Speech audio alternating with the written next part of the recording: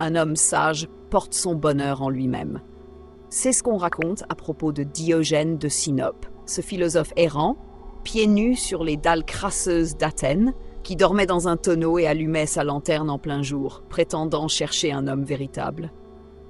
Mais toi, on t'a appris autre chose. On t'a élevé en te soufflant à l'oreille que pour être un vrai homme, il fallait saigner d'amour, qu'il fallait conquérir une femme pour prouver ta valeur, que la chasse était noble, que le désir te rendait humain. Ce qu'ils ne t'ont jamais dit, c'est que cette course, cette quête déguisée en romantisme, n'était qu'un piège. Ils t'ont vendu une illusion et tu l'as payée très cher, avec ton temps, ta fierté, ton âme.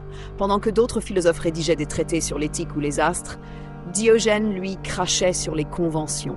Il riait au nez des hommes enchaînés par leurs propres désirs. Il disait « L'homme libre est celui qui n'a besoin de rien ». Mais toi, tu as transformé ton bonheur en une récompense conditionnelle. Le regard d'une femme, son sourire, sa validation. Tu ne poursuis pas l'amour, tu fuis l'absence. Tu crois courir vers l'affection, tu cours surtout loin de toi-même. Diogène l'a bien vu, il en riait même. Un jour, voyant un jeune homme rougir devant une belle femme, il s'écria « Ne sois pas gêné, ce n'est pas ta faute si la nature rend les imbéciles si sensibles à la beauté. Tu appelles ça de la passion ?» Il appelait ça de la faiblesse parfumée. Il urinait en public, se masturbait sur la place du marché. Les passants s'indignaient, hurlaient à l'indécence. Il répondait calmement « Si seulement frotter mon ventre suffisait à calmer la faim !» Pas parce qu'il était indécent, mais parce qu'il voulait révéler la honte des autres. Ta honte, celle qu'on a attachée à ta masculinité. Tu caches tes élans, non pour les maîtriser, mais pour paraître acceptable. Tu joues au gentleman non par vertu, mais pour augmenter tes chances. Tu portes un masque. Diogène, lui, les brûlait. Tu bâtis des piédestaux, il les réduisait en miettes. Quand tu entres dans une pièce, tu cherches la plus belle. Lui, il entrait pour chercher le plus idiot. Et il le trouvait, presque toujours, dans le reflet des hommes comme toi, parés comme des paons, affamés d'attention, dépendant du moindre signe.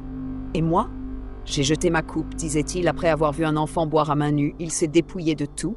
Toi, tu décores ta cage, tu cherches la soie, alors que tu n'as même pas conquis l'acier. Diogène n'était pas contre les femmes, il était contre l'illusion. Et il n'y a pas de mensonge plus destructeur que celui qui te fait croire qu'une femme peut te sauver. Il disait « Celui qui a le moins est souvent celui qui possède le plus. » Mais toi, tu veux toujours plus. Tu scrolles, tu swipes, tu attends un message comme un antidote à ton vide. Tu vis entouré de fantômes, de femmes qui ne t'ont jamais aimé. Ou pire, de celles qui t'aimaient jusqu'à ce que tu leur donnes tout et qu'elles s'ennuient. On t'a dit de conquérir pour exister. Diogène, lui, restait immobile, et la vérité faisait le reste. Le grand Alexandre, maître du monde, le trouva un jour en train de bronzer. Il lui dit « Demande-moi ce que tu veux ». Diogène ne s'inclina pas, ne flatta pas, ne fit pas semblant. Il répondit « Ôte-toi de mon soleil, voilà le vrai pouvoir, voilà la vraie liberté. Mais toi, tu cours après les femmes comme si elles étaient le soleil, tu orbites autour d'elles, tu te sculptes selon leurs humeurs, leurs attentes, leur silence. Et tu appelles ça de l'amour? Diogène appelait ça de l'esclavage. Pas parce que les femmes t'enchaînent, mais parce que tu es entré dans les chaînes en souriant, bouquet en main. Il disait encore, la plus belle femme n'est rien sans caractère, et le caractère n'est rien sans vérité. Et la vérité, la voilà. Ce que tu appelles amour, ce n'est qu'une peur. La peur d'être seul, déguisée en poésie. Ce que tu offres, ce n'est pas de la générosité. C'est une négociation. Tu troques ton temps, ton énergie, tes ambitions contre un reflet de toi-même. Mais ce n'est pas de l'amour, c'est du troc. Et quand l'échange échoue, quand elle s'éloigne, tu t'effondres. Pas parce que tu perds elle, mais parce que tu perds le seul miroir dans lequel tu croyais exister. Diogène, lui, n'avait besoin d'aucun miroir. Il affrontait le monde sans phare, sans flatterie, sans illusion. Et les gens rageaient, parce que rien ne met plus en colère que de voir clair d'un coup. Tu l'appelles romantisme. Diogène appelait ça soumission. Tu changes de vêtements, Tu changes de ton, tu ajustes tes rêves à ses préférences, souvent sans qu'elle ait même à les exprimer. Tu dis que tu es attentionné, mais elle, au fond, ne respecte pas ça. Pas parce qu'elle est cruelle, mais parce qu'elle sait instinctivement ce que toi tu refuses de voir. Ce qui poursuit perd de sa valeur. Ce qui mendie ne possède rien. Ce qui s'efface pour plaire finit par disparaître. Elle ne te quitte pas par méchanceté. Elle part parce que ton ardeur est devenue bruyante. Parce que ton besoin constant d'être choisi a étouffé ta propre essence. Et toi, tu tombes de haut. Mais pose-toi la vraie question. L'aimais-tu, elle? Ou aimais-tu la version de toi qu'elle faisait briller? Aimais-tu son âme ou le masque qu'elle te permettait de porter?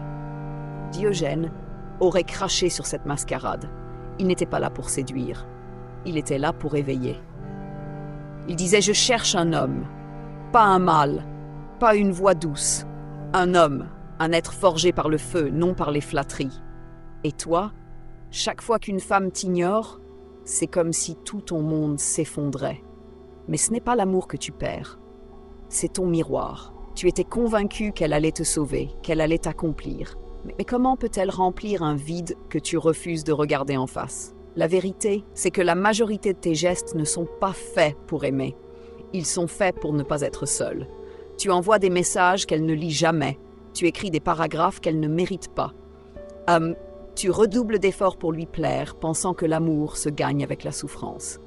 Mais Diogène aurait ri de cette idée. Il s'agenouilla un jour devant une statue et la supplia. « Donne-moi des bras !» Quelqu'un lui demanda pourquoi. Il répondit « J'apprends à m'habituer au rejet. » C'était sa révolte, son ironie. Il se moquait de l'absurdité de quémander, qu'il s'agisse de pain ou d'attention féminine. Et toi, homme du XXIe siècle, avec toutes tes connaissances, tes libertés, ton pouvoir d'agir, tu mendis. Pas de l'argent, de l'affection. Tu attends un appel. Tu vérifies si elle est en ligne. Tu vis dans une salle d'audience imaginaire où tu défends ta valeur chaque jour devant le silence d'une femme. Et tu ne t'en rends même plus compte. Mais tu es devenu ce que Diogène méprisait le plus, un homme enchaîné par des chaînes invisibles, des chaînes que tu as toi-même serrées. Alors laisse-moi te poser une seule question. Quand vas-tu enfin t'arrêter? Pas fuir, pas t'isoler, juste t'arrêter. T'arrêter de courir après quelqu'un qui ne t'a jamais promis d'être ton refuge. Parce que la femme que tu poursuis n'est pas ton ennemi. Ce qui te détruit, c'est l'illusion que tu as d'elle. Tu dis que tu es fidèle, mais ce n'est pas de la loyauté, c'est de la dépendance. Tu appelles ça passion, c'est une addiction. Tu continues à croire qu'elle est différente, que celle-ci va te voir, te comprendre, te soigner. Mais Diogène disait, c'est un privilège divin de ne rien désirer. Alors, dis-moi, quel genre de divinité gémit face au silence d'une femme qui ne répond pas à ses messages? Tu n'es pas né pour supplier. Tu es né pour choisir, pour bâtir. Mais on t'a convaincu que ta valeur dépendait du fait d'être choisi par elle. Et maintenant, tu scrolles comme un mendiant, tu souris dans le rejet comme un clown, tu avales ton orgueil comme un comprimé. Et tu oses appeler ça séduction. Non, c'est de la décomposition. Tu veux savoir ce qu'est la vraie puissance? Ce n'est pas celui qui plaît. C'est celui qui continue à marcher, même quand personne ne l'applaudit. Diogène l'a prouvé. Même Alexandre, le plus puissant des rois, s'est incliné face à l'homme qui n'avait rien à perdre. Et celui qui n'a rien à perdre ne peut être contrôlé. Tu veux comprendre ce qu'est cette force? C'est la paix en soi. Et si tu ressens cette tension, ce vertige, cette sensation que quelque chose dans cette histoire résonne, alors écoute bien, abonne-toi. Pas pour soutenir quelqu'un d'autre, mais pour ne plus t'oublier toi-même. Pour rester exposé à des vérités qu'on n'ose pas dire ailleurs, parce qu'un homme qui entend la vérité une fois peut l'ignorer, mais un homme qui l'entend encore finit par se réveiller. Le dernier mensonge, tu dis que tu l'aimes, mais si c'était vrai, tu l'aimerais aussi dans son absence. Tu ne supplierais pas? Tu ne saignerais pas pour un regard, tu veux qu'elle te voie, mais toi tu ne te vois pas, tu veux qu'elle t'admire. Mais chaque fois que tu t'adaptes à elle, tu te méprises un peu plus. Et quand elle part, car elle partira, tu te brises, pas parce qu'elle t'a brisé, mais parce que tu lui as confié quelque chose de fragile, et tu as espéré elle le protège, ta dignité, la lumière, ton cœur. Mais ce n'était pas son rôle. Tu lui as donné la clé de ta valeur. Et elle ne savait même pas que tu lui remettais une serrure. Tu croyais l'aimer. Mais ce que tu aimais, c'était ce que sa présence te permettait d'oublier de toi-même. C'est ça, la tragédie. Tu ne cours pas après une femme, tu cours après un soulagement. Tu l'as érigée en déesse, en sauveuse, en solution. Mais Diogène te l'aurait hurlé en pleine face. Ce n'est pas elle que tu poursuis, c'est ton reflet. Tu t'es construit comme un collage, un peu de charme, un peu de phrases apprises, quelques mimiques empruntées à ceux qu'elle regarde. Mais la vérité brutale, c'est celle-ci. Si elle ne t'a pas voulu quand tu étais silencieux, elle ne mérite pas de t'entendre chanter. Tu as fait de ta vie une scène. Et pourquoi? Un regard, une promesse changeante, une illusion parfumée, elle-même ne sait pas ce qu'elle veut. Et pourtant, tu la sacrée juge de ta masculinité. Diogène, lui, aurait pissé sur cet autel. Il avait compris une chose fondamentale. Un homme qui ne poursuit pas n'est pas seul. Il est souverain. Celui qui s'éloigne n'est pas rejeté. Il choisit. Ne pas être vu par elle, ce n'est pas une punition, c'est une question. Te vois-tu maintenant? Tu dis que tu la regrettes, mais ce n'est pas elle que tu pleures, c'est l'autorisation qu'elle te donnait d'exister. Tu ne manques pas son amour. Tu manques le miroir. Parce qu'au fond, tu crois encore que ton commencement, ton départ, ton identité doivent passer par son regard. Mais ce n'est pas ça, le début. Le vrai commencement, c'est quand tu t'arrêtes. Quand tu t'assois, comme Diogène, dans la lumière du jour, et que tu dis « Je n'ai besoin de rien, je suis suffisant ». Pas avec arrogance, pas avec rage, mais avec liberté. Tu laisses partir. Tu la regardes aimer un autre, et tu restes debout. Pas parce que tu es indifférent, mais parce que tu es entier, tu enterres le mythe du garçon qui voulait être sauvé. Tu abandonnes l'idée que la douleur est une preuve d'amour.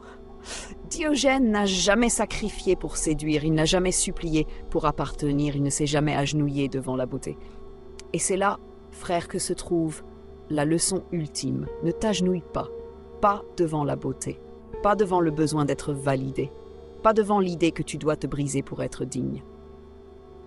Tiens-toi droit, dans la solitude, dans le vide, dans la vérité, parce qu'aucune femme, aucune, aussi tendre sa voix, aussi profond son regard, ne complétera jamais un homme qui ne sait pas d'abord affronter lui-même. Elle peut t'accompagner, mais elle ne peut pas te reconstruire.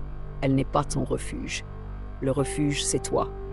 Et ce que tu poursuis depuis le début, ce n'était pas elle, c'était toi. Le toi que tu aurais pu devenir si tu n'avais jamais cru que tu devais courir. Et ce toi-là, il t'attend. Il a toujours été là, dans le silence, dans le rejet, dans l'absence. Il attend que tu t'arrêtes, que tu respires et que tu comprennes enfin. Tu ne pourras jamais être complet tant que tu penses qu'il faut qu'elle te choisisse. La vraie complétude commence quand toi, tu te choisis. Et si tu es arrivé jusqu'ici, si cette vérité résonne, abonne-toi à cette vidéo, pas pour soutenir un créateur, mais pour ne plus jamais te trahir. Parce qu'un homme qui entend ça doit s'en souvenir. Pas seulement aujourd'hui, mais le jour où il pensera encore à lui courir après.